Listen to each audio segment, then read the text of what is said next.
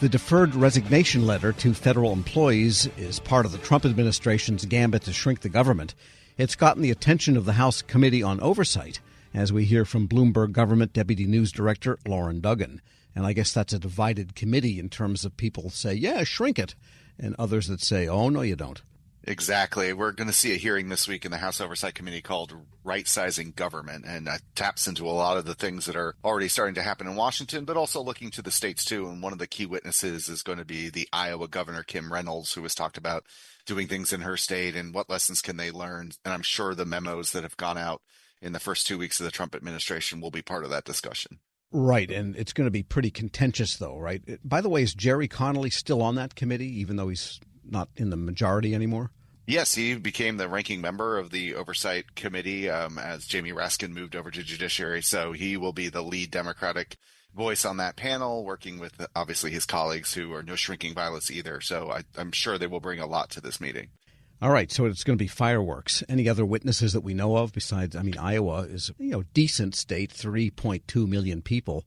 That's about Prince George's, Fairfax, and Montgomery counties combined around Washington, D.C., so it's not exactly the federal situation. Right. A bit smaller pool, and seeing what they do with their, I believe the president of Citizens Against Government Waste, who's a longtime advocate for cutting the size of government and looking for places to reduce spending or effort, he'll be one of the witnesses as well. So those are the two I'm aware of going in, but I'm sure the people will have a lot to say who are on that committee as well. All right. And otherwise, what is Congress doing exactly about that letter of resignation that went to federal employees?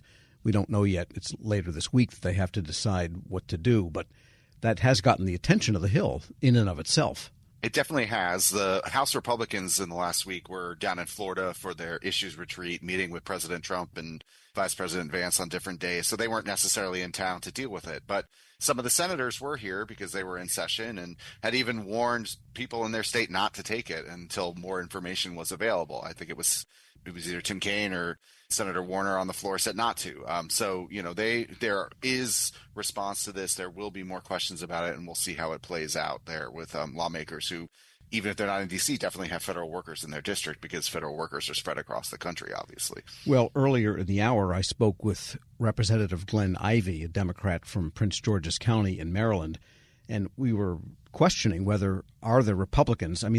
Historically, there have been Republicans in the House and Senate that are quite supportive of the federal workforce, but it's not clear that they've stood up and held their hands up this time around. Yeah, we'll have to see how they respond. That also came up with the memo last week about the federal funding pause for loans and grants, and many Republicans initially, at least, were saying, well, this makes sense at the start of administration to see what's going on, weren't necessarily pushing back against the power of their purse, which they've traditionally closely guarded, being held up. So, we'll see how this plays out, but we're, evolving to see how the Republicans in Congress and President Trump and the administration really deal with one another.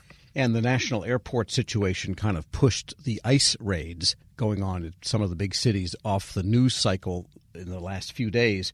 But that ICE activity has revived talk about fentanyl and that issue, which had kind of taken a back burner in the news sense, but not in the reality sense. And there's work coming up now on fentanyl in Congress. There is, in both chambers. In the House, there's likely a vote this week on a bill that would permanently schedule what are known as fentanyl analogs, things that aren't exactly fentanyl but are like that and would be scheduled under the Controlled Substances Act. There's a temporary authority. I believe it expires the end of March, and they're working to do something about that to prevent that from lapsing. So probably a vote in the House on the floor on that, and in the Senate, a hearing on that issue as well in the Senate Judiciary Committee. There's also a bill over there that's a companion. So a lot of discussion likely this week on that issue.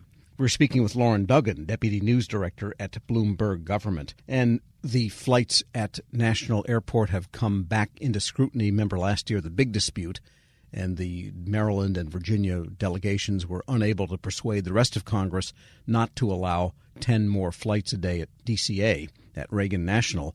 And now there's all kinds of reports about the crowded airspace, and the busyness might have been a contributor to that crash. So I think, as you say, they might revisit what they did last year by expanding the number of flights. I think it was, 5 new ones or 10 total. That was a big lobbying push, and airlines had different perspectives on that, and lawmakers had different perspectives on it as well. I would likely see, as members get back into town, maybe some discussion around that.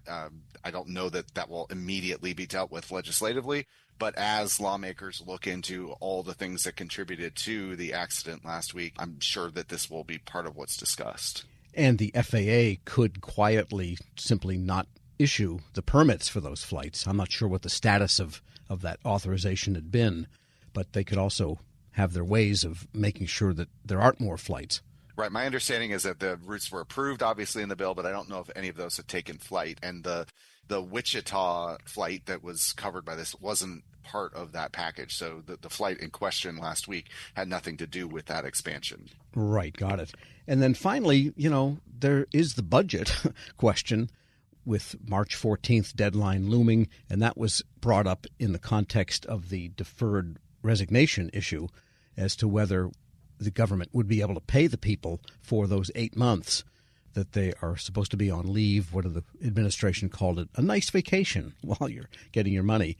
And that would be interrupted by the budget shortfall that could happen after March 14th. Right. Lawmakers have been talking on 2 budgetary tracks. There's the budget reconciliation process, which is about not just spending for things like the border and defense, but also taxes. And then there is this question about March 14th and what to do about the fiscal 2025 spending bills. Not a lot of action there so far, and time is running out with only a few weeks in session before March 14th. We'll be seeing with lawmakers back into town what sort of progress they're making on not just top lines, but what are they going to do? What are the bills going to look like? Are they going to package them in certain ways?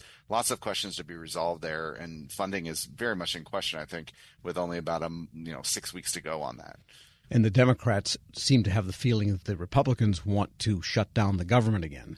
I mean, nobody said they want to do that, but it seems like the Democrats feel the Republicans are willing to do it this time.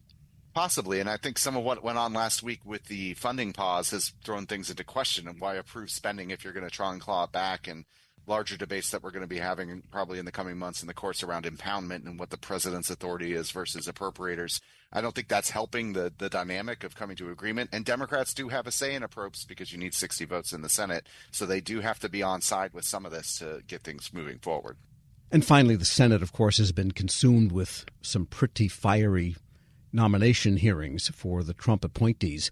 More of that coming ahead in the immediate future, fair to say. Definitely. On the floor, we're likely to see votes this week on the AG nominee, Pam Bondi, Chris Wright to be Energy Secretary, Russ Vought to head OMB. They're going to start on Monday night with some procedural votes there. So those are some big ones. And then on the committees, we're still waiting for votes on Kash Patel for the FBI and RFK Jr. for HHS, where those votes are going to be really key. We'll see how those come down. So that factory of nominees will just continue churning over the next few weeks. Loren Duggan is Deputy News Director at Bloomberg Government. As always, thanks so much. Thank you. And we'll post this interview at federalnewsnetwork.com/Federal Drive. Take the Federal Drive with you. Subscribe wherever you get your podcasts.